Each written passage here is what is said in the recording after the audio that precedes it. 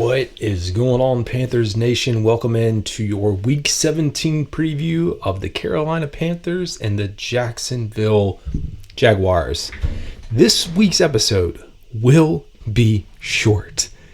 Sorry that I'm getting it to you. I guess if you're listening to this Friday, it'll be Friday night, Saturday morning, Saturday afternoon, Saturday evening, maybe even into Sunday before the game.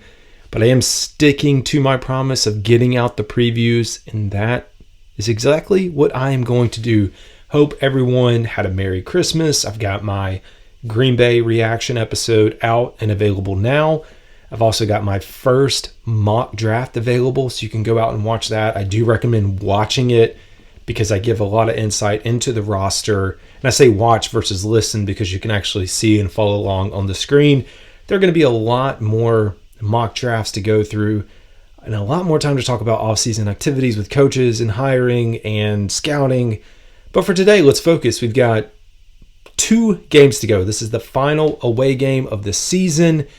And there's big news coming out of Jacksonville this week. I told you to watch it if you followed me on X. And that news is that the Jacksonville Jaguars are going to be without quarterback Trevor Lawrence this week. That's right, folks. Trevor Lawrence is out, which means backup CJ Beathard. I hope I'm saying that right. Beathard, B-E-A-T-H-A-R-D, is going to be your starting quarterback. Good news for Carolina. I've watched the line for this game, which opened up heavily in favor of the Jacksonville Jaguars, move down slowly, and I think it's getting closer to 5.5 in favor of Jacksonville. Still going to favor Jacksonville in this game, as Vegas should, but I do think we will see a competitive game. And when you think about the production that Bryce had last week, best passer rating, best QBR, saw DJ Chark come alive, we saw Adam Thielen, Amir Smith-Marset, saw all of these playmakers help Bryce Young out. I think we have an opportunity to see that again this week. And that is what I'm looking forward to as we have 2 games to go. And I'll say this before we jump into the actual preview. Talking through the state of the Panthers organization, I saw a video online of some Panthers fans, young kids, I'm guessing elementary school kids. They got tickets to a Panthers game, which was the Tampa Bay game to close out the season. And they were so excited and so happy. And it just reminded me that, one, love that as a Panthers fan to see other kids, kids growing up, seeing and breathing Panthers. Hopefully one day seeing some success, but just reminding us that this is a game. And for a lot of us, we think, well, this is a 2 and whatever football team right now, 2-13. And I can't imagine wanting to go and support this team and see them live and in person. And these kids, they are not going to care about that. Getting to go to an NFL game. And I remember my first NFL game, I think I was in high school. Carolina played the Chicago Bears. It was a meaningless game, on paper, but that experience is something that they'll have forever, and they're not going to remember that this team was 2 or 3 and whatever, heading into that years down the road as they think about the memory. So kudos to the family that pulled that off. I shared that on X. Again, you can follow and see it. But here we go. We've got a game to talk about. Let's go ahead. I've got a few things pulled up. Getting your preview ready. So again, 2-13 Carolina Panthers head down to Jacksonville. This is a 1 o'clock kickoff on Sunday, New Year's Eve, ring in the New Year's with some Panthers football. Carolina Panthers coming off a loss, very tough loss to the Green Bay Packers, while the Jacksonville Jaguars are reeling as well as they lost to the Tampa Bay Buccaneers 30-12. And Jacksonville has now lost 4 in a row. So at 8-7, they were 8-3 and considered one of the top teams in the AFC, the entire AFC, battling for a 1 seed. But here they are, losing 4 games in a row, and I did have it pulled up. Hopefully I didn't pull it down. So they lost Cincinnati, Cleveland, Baltimore, and Tampa. So really good teams. Look at what Joe Flacco is doing in Cleveland. Can you believe this? He has more passing touchdowns now than Bryce Young has on the entire season. And this man just came off of his couch at 38 years old. You can't make it up, folks. You can't. I kid with Nolan every day about it because, Baltimore Ravens ties with Joe Flacco and what he did there. And I'm like, watch, this man's going to come off his couch and take out the Ravens in the playoffs and potentially take out the division. He did tell me that the Cleveland Browns still have a chance to win the division if they went out and Baltimore loses, which is a possibility when you think about Baltimore facing Miami. Tough competition this weekend, and I don't know who they close with. Maybe they close with Pittsburgh. But to think that you've got that as a possibility, what a storyline for the season. And as we drove home, I guess it was a few days after Christmas from Spartanburg, we listened to a lot of sports radio, started listening to some Fox Sports Radio, changing it up. And I don't even know what show it was or who was talking, but it's just been talking about the storylines of the season with Josh Dobbs in Minnesota. Then you look at Tommy DeVito, and now you have Joe Flacco closing out the season. Storylines galore in quarterback play. And, when you talk about quarterback play, and I'm kind of rambling a little bit, but also look at what Baker Mayfield's done. And I throw Baker Mayfield in that conversation because you look at him as a potential comeback player of the year as well, because I think a lot of people wrote him off. Everyone in Carolina most definitely wrote this guy off, did not give him the credit. And one of the things he mentioned in his presser this week was going to an organization that valued him, that had stability, and as a free agent, that's something that he had the choice to do. And that says a lot about Tampa Bay. If you think about Tom Brady making the choice to go there, just something to keep in the back of our minds as we think about people that are going to be wanting to maybe come into Carolina. We'll see for the Carolina Panthers. So here we go. Reeling 4 games in a row for Jacksonville. We know about the Carolina Panthers. The Carolina Panthers have not won a game on the road this year. That's pretty obvious when you have 2 wins and both of those came at home. We saw a competitive team last week. The defense that I've kind of hyped up a little bit did let us down.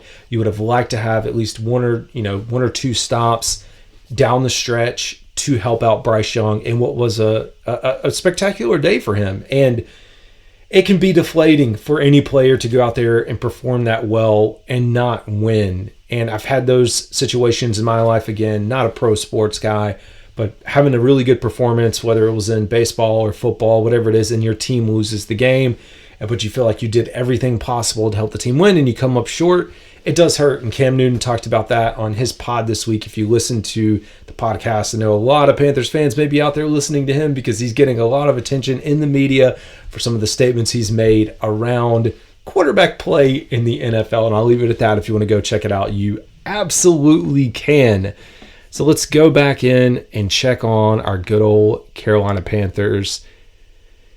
Man, let me pull up. Sorry, I actually had this one other quick thing to get you prepared. So as we talk about Trevor Lawrence not being available for Jacksonville, the Panthers have ruled out Troy Hill, cornerback, who is in the concussion protocol. Going to have some explosive receivers to deal with on Jacksonville side, even without Trevor Lawrence there. On our side, listed as questionable, we have J.C. Horn with a toe, Frankie Louvu with a quad, Ike Ekwonu with a foot. They were limited participants, so they are right now listed as questionable. And then Marquise Haynes Sr. is also listed as questionable as well. One key note is that Gabe Jackson has been brought up, so likely getting the start at guard. And we've seen his production here. Trying to get Nash Jensen in and getting a lot of snaps and reps. We will now see likely Gabe taking over in his spot and building on the success of the last few games. Bryce getting a lot less pressure, a lot more time to throw the ball. And I know Green Bay had one of the worst pass defenses in the league, but just to get over the hump, man, to hit that 300-yard mark, to make a lot of plays, a lot of football plays that you want to see out of a franchise quarterback, I'll take it. And you know what?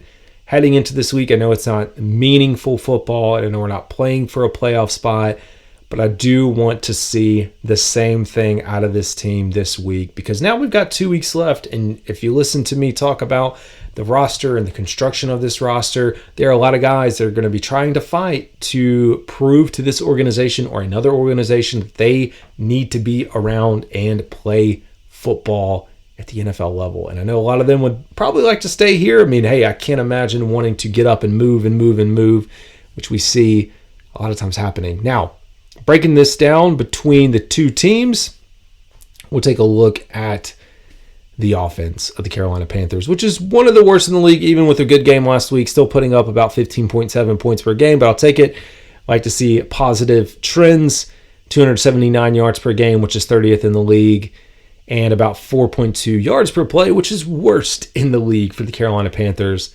On the Jacksonville side, as far as the defense, opponents' points per game, they're giving up about 22 points per game. So again, we looked at them on that 4-game losing streak, and teams have been putting up points. So let's see, Tampa Bay put up 30, Baltimore put up 23, Cleveland 31, Cincinnati 34, and even in their last win against Houston put up 21 against them.